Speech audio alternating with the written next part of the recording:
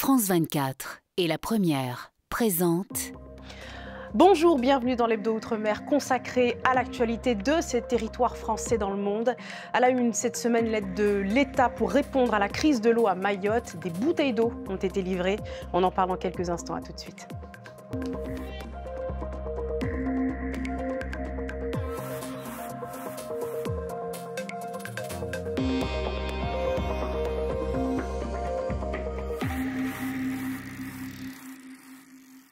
« 600 000 litres d'eau potable ont donc été acheminés vers Mayotte mercredi face à la sécheresse historique qui sévit dans l'île. Un navire affrété par l'État est arrivé au port de Longoni tandis que la population n'accède à l'eau courante qu'un jour sur 3.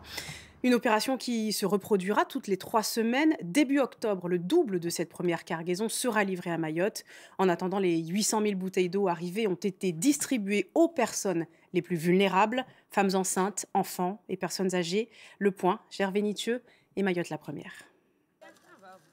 Cette femme figure parmi les 500 personnes identifiées comme fragiles à Dembéni, une commune qui compte 16 000 habitants. Elle s'est levée tôt pour venir prendre des bouteilles d'eau. Cette eau est pour mon mari, mon enfant qui est en situation de handicap et moi-même.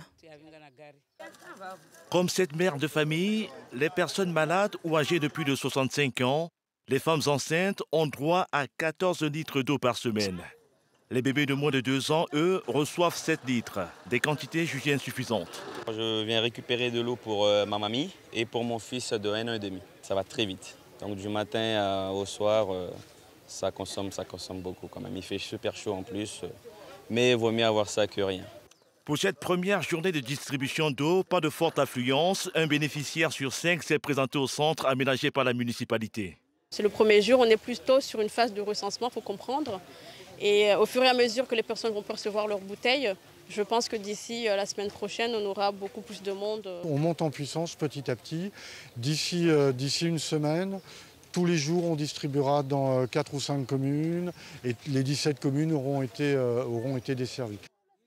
L'opération de distribution de bouteilles d'eau à Mayotte se déroule dans un contexte marqué par la polémique. Sur les réseaux sociaux, des Mahorais dénoncent la mauvaise qualité de l'eau du robinet. Pour eux, c'est toute la population qui a besoin de l'aide de l'État, une solution écartée pour le moment par les autorités. Et notez ce terrible accident survenu en marge de cette opération sur la commune de Koungou. Un docker est mort au moment même du déchargement du navire affrété par l'État. L'homme a été percuté par le porte-conteneur qui transportait ses bouteilles d'eau sur le port de Longoni. Les autorités lui rendent hommage. On en vient à cette saisie record réalisée par les services de douane de la Réunion. Près de 900 000 produits alimentaires de contrefaçon ont été interceptés. Une cargaison en provenance de la Chine est destinée à Madagascar. Francis Gibrian. Des bouteilles d'une célèbre marque de soda, des sachets de boissons instantanées et même des lipsticks ou rouges à lèvres. En tout, plus de 600 000 contrefaçons de produits alimentaires saisis par les douaniers réunionnais. Sur une information de leurs collègues marseillais, ils interceptent les containers suspects. Et là, bingo, alors pour le coup, ça a été sur deux contrôles, comme ça a été très, très positif sur les lipsticks et puis sur les boissons Coca-Cola. En provenance de la Chine, ces marchandises destinées au marché régional sont sur la quantité interceptée un record absolu. Par la voix du ministre de l'économie Bruno Le Maire, le gouvernement souligne que ce coup de filet dépasse de loin la totalité des saisies en contrefaçon alimentaire de 2022 à l'échelle nationale. Il y a beaucoup de containers qui transitent par cette zone, ce qui est très bien pour l'économie de la Réunion. Mais du coup, nous avons une attention particulière dans ce flux de containers qui passent par la Réunion à ceux qui peuvent présenter et contenir des produits dangereux pour la santé et la sécurité des habitants de la zone. Ces produits seront détruits selon la règle en vigueur. Pour intensifier la lutte contre ce fléau, le port de la Réunion sera bientôt équipé d'un scanner où il sera possible de scruter chaque container sans les ouvrir. C'était une promesse d'Emmanuel Macron. Depuis 2018, le futur mémorial national aux victimes de l'esclavage a enfin trouvé son site. Et c'est le jardin du Trocadéro qui devrait l'accueillir d'ici mai 2025. Un appel à projet sera lancé pour permettre à des artistes et paysagistes de mettre en valeur les 200 000 noms d'esclaves affranchis en 1948.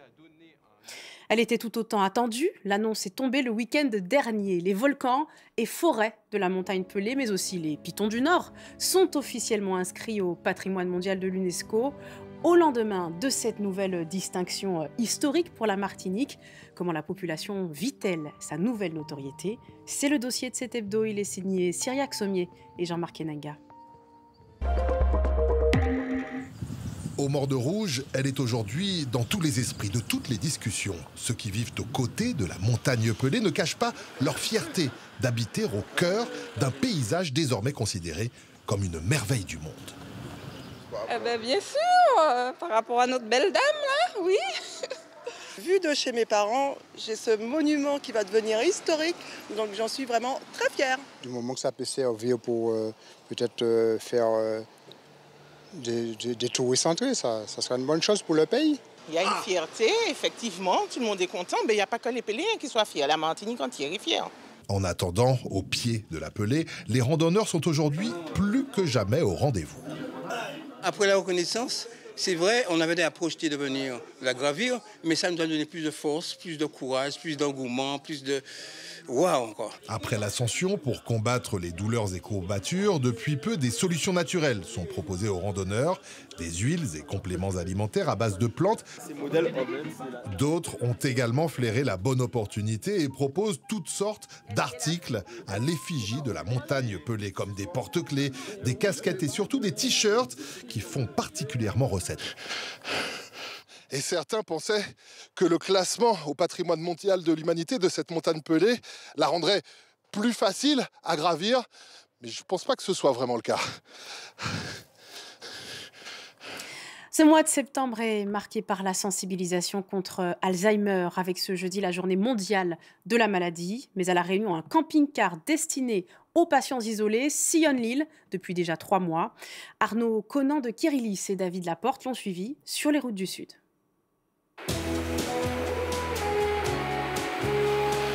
Il a déjà parcouru 11 200 km. Le camping-car de la Fondation Père Favron sillonne le sud de l'île, là où certaines personnes Alzheimer vivent isolées. Pierre, comment il est?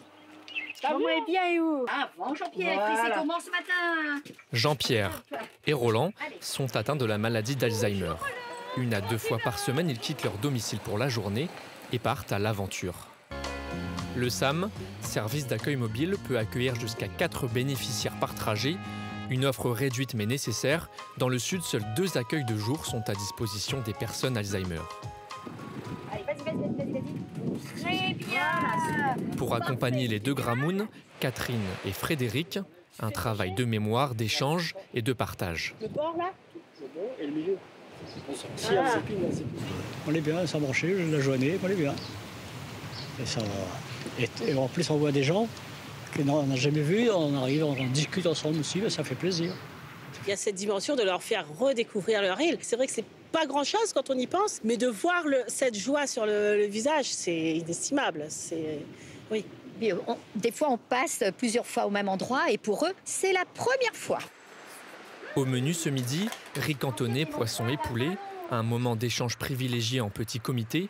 Depuis son entrée au SAM, Jean-Pierre a retrouvé l'appétit et 10 kilos en plus sur la balance. Des bénéficiaires stimulés et des familles heureuses du résultat, une dizaine sont déjà sur liste d'attente. Ce qu'on a souhaité proposer, c'est aussi des nouvelles solutions, c'est-à-dire de ne pas enfermer les personnes entre 4 murs pour travailler sur des nouvelles formes d'accueil. Le camping-car, mais on fait aussi du relayage à domicile, donc des équipes qui vont directement chez les bénéficiaires à leur domicile, et également des solutions nocturnes, c'est-à-dire de l'accompagnement sur des dispositifs de nuit. Au total, 4 nouveaux services ont vu le jour à la Fondation Père Favron. Concernant le SAM, un appel à projet a été lancé pour la mise en place d'un 2e camping-car, cette fois dans l'est de l'île. Pour finir, elle rejoignait la très sélecte liste des monuments historiques en 2019. L'habitation Belleville est l'une des premières sucreries guadeloupéennes.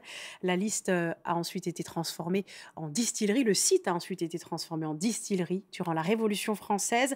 Un passé riche d'histoire que nous font découvrir Lydia Quérin et Daniel Quérin.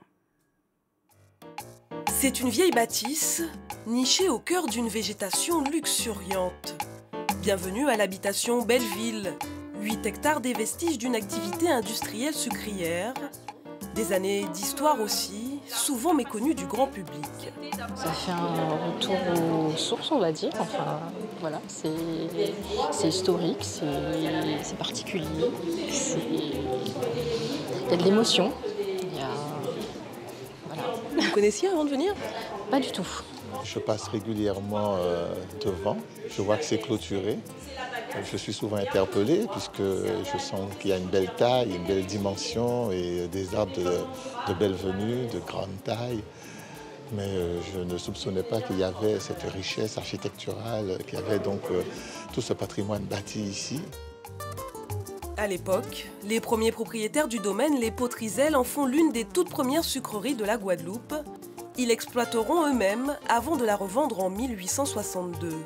Le site sera ensuite transformé en distillerie avant l'arrêt définitif de la production. Après des années à l'abandon, aujourd'hui le chantier est ambitieux, restauré à l'identique, ce que fut la sucrerie. Ce site ne peut fonctionner qu'avec une apportée d'eau, une amenée d'eau.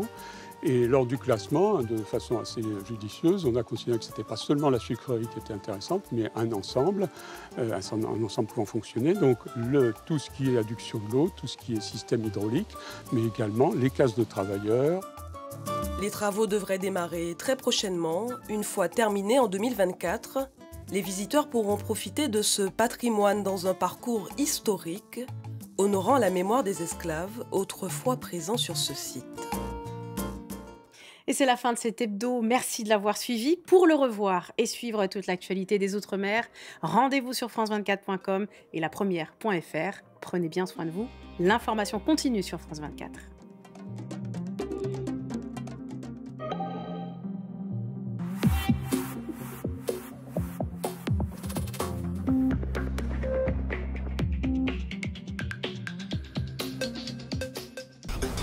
Chaque semaine, retrouvez l'Afrique dans toute sa diversité et sa richesse, avec des reportages de nos correspondants sur le terrain et des interviews de personnalités phares. Afrique Hebdo vous propose un décryptage de tout ce qui fait l'actualité sur le continent, société, économie, sport et culture. On vous parle des grandes tendances, de projets novateurs et de parcours exceptionnels. Je vous donne rendez-vous pour Afrique Hebdo sur France 24 et france24.com.